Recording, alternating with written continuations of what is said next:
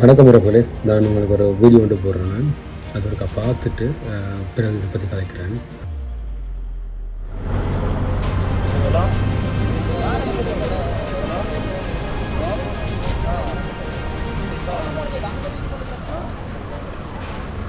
Accident அதில் அவர்த்து நினைக்கிறேன்டா.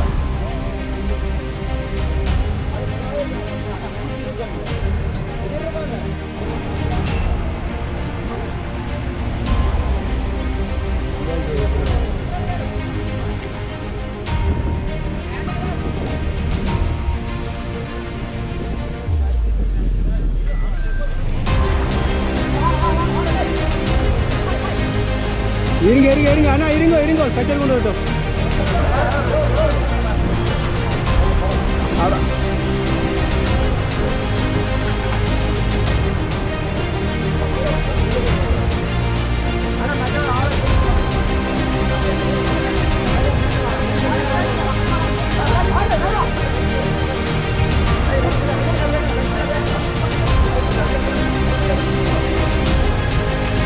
இங்கே பின்னுக்கு வாங்க, அது அண்ணாக்கள் பின்னுக்கு வாங்க, அண்ணா சொல்லிட்டாங்க பின்னுக்கு வாங்க.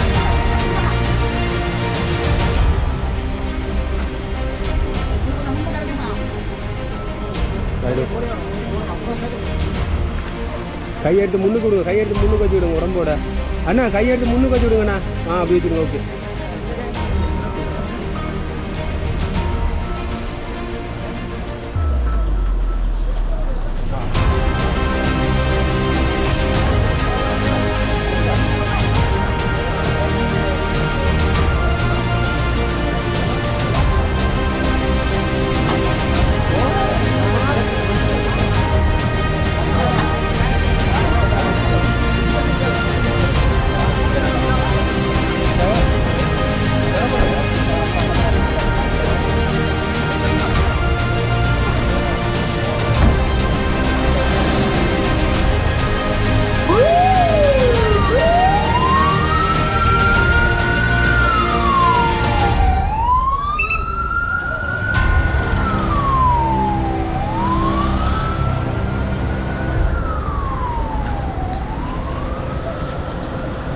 கிளியராக இந்த வீடியோ வாட்ச் பண்ணி பாருங்கள்.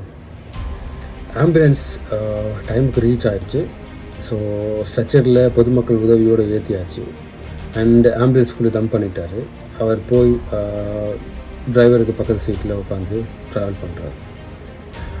அந்த இடத்துல அந்த அடிபட்டவங்களுக்கு என்ன நிலைமை இருக்குது அப்படிங்கிறத ஒரு சின்ன செக் கூட பண்ணாதவங்கள்.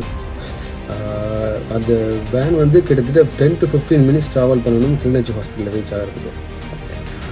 அந்த இடத்துல எந்த பிட்வீனில் எந்த செக்குமே பண்ண இல்லை.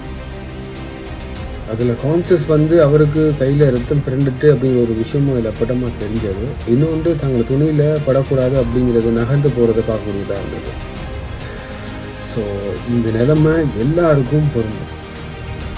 ஸோ இது வந்து தங்களோட ரெஸ்பான்சிபிலிட்டியை சரியாக செய்கிறதுக்கு இது துறைசார் அதிகாரிகள் வந்து நடவடிக்கை எடுக்கணும். அதுக்காக தான் இந்த பதிவு.